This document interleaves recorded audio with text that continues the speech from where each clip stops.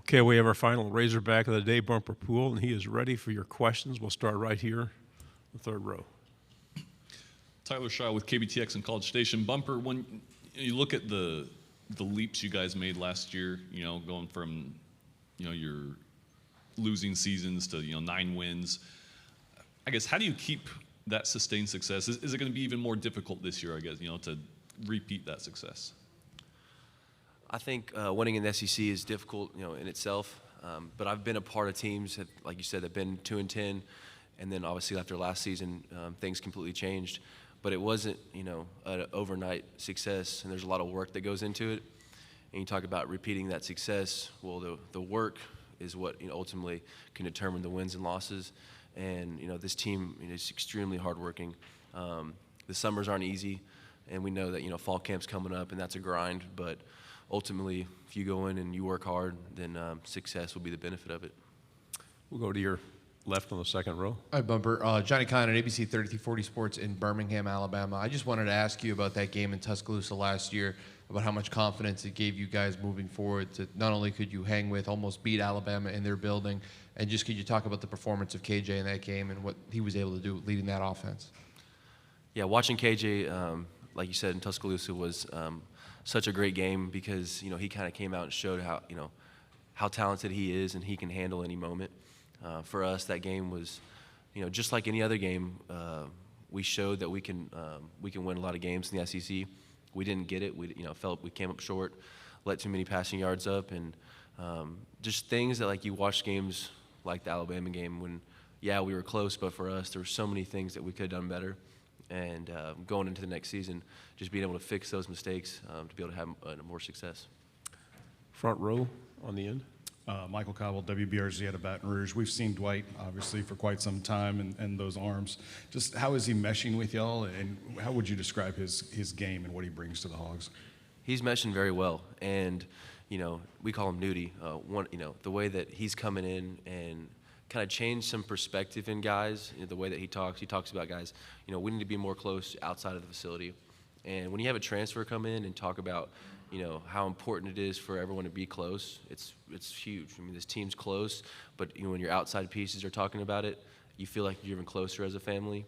And when after our workouts, we have guys come up, talk about their story, or just kind of explain some things about themselves to get to know them better. He came up one day and was just talking about, when you see a guy talk to him, you don't know how important that means to him because he just got such a great head on his shoulders, and I'm just excited to see him on the field. Front row on the left. Hey, Bumper, Jacques Doucet, WAFB TV in Baton Rouge. Michael, I'll ask you about the LSU guy you got. I was curious about Fouché and Brooks leaving Arkansas to go to LSU. What were they like as teammates? What do you think LSU's getting in those two guys? Well, they're obviously great players and great people. Joe and I are very close. Him and I, we had a great time throughout our college together. And so when he's going back home, and same thing with Greg, I wish them nothing but success. I'm excited to see what they do. They're great players, but they're people that I hope that have success not just on the field, but whenever they get done with college. To your right on the third row. Bumper, how big of a moment was it snapping the losing streak to Texas A&M last year, and just how much are you looking forward to playing them against this year? Very important, and I'm from the Dallas area, so I've been going to that game, watching that game for quite some time, and to be able to be a part of the team that made it happen was cool, very special. But I think it's also big because it's a big recruiting area also, and they see the Hogs winning in Dallas. That's important. That's big, especially for the Dallas area. So very, very cool game, and looking forward to being back there this year.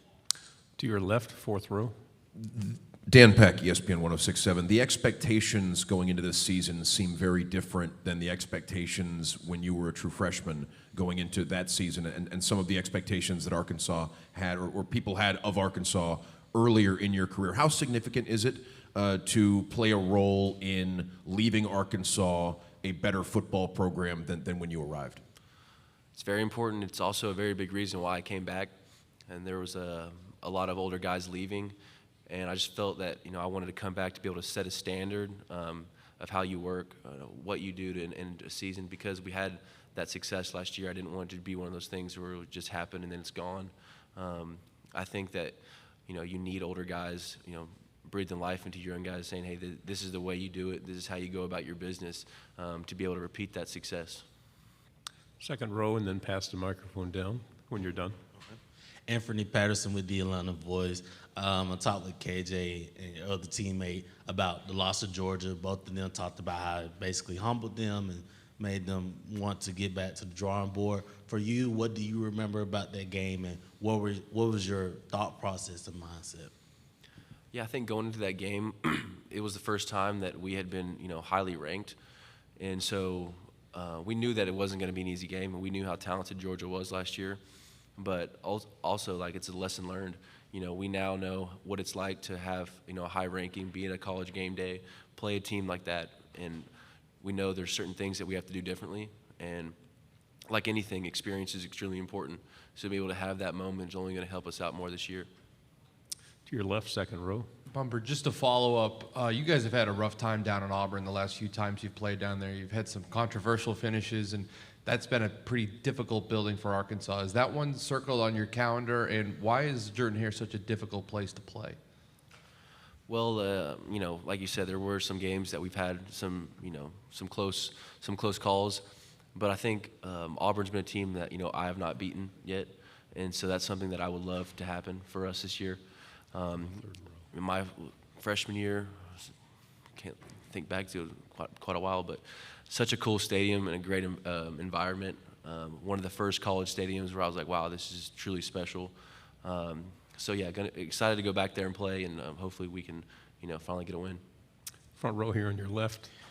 Bumper, what did last season's LSU win mean, especially since the defense kind of won the game with the interception there in overtime, and what does it mean when those guys go up to play you in Fayetteville? That's a big game, especially just because in history, the Arkansas-LSU rivalry has been very big. And so finally getting to get back and get a win, get the boot back in our facility, very important to us and our fans.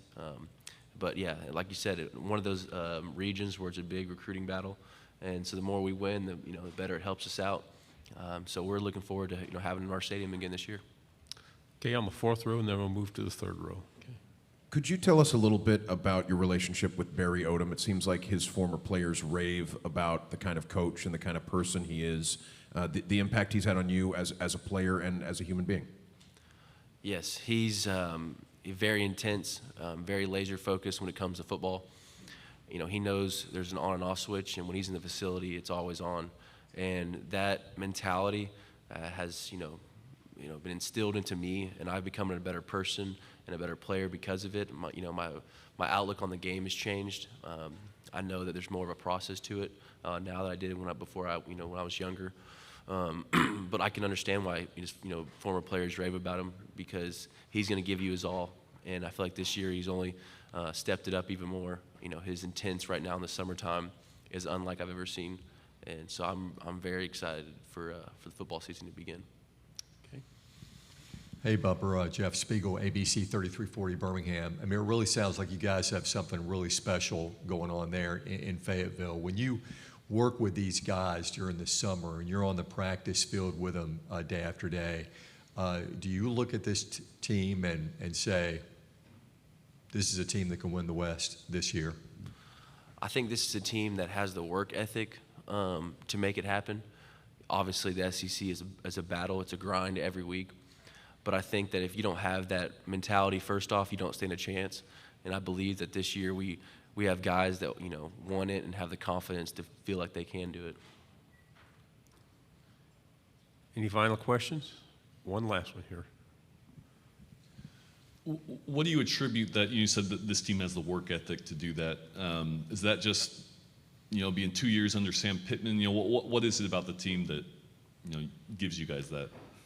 So our strength coach, Coach Walker, is the best strength coach in the nation, and the workouts that he puts us through are extremely hard and they're extremely demanding. And whenever you go through these workouts, you can see in people's eyes, if they can handle it or not. And you're starting to see a lot of these, especially young guys, attacking these workouts, feeling confident about it whenever we're finished, knowing they have more in them, and whenever they get to that point where they're breaking, knowing that, hey, this is what it's like in a game. This is how tired you can be, and you got to continue to push through that. Bumper, thank you very much.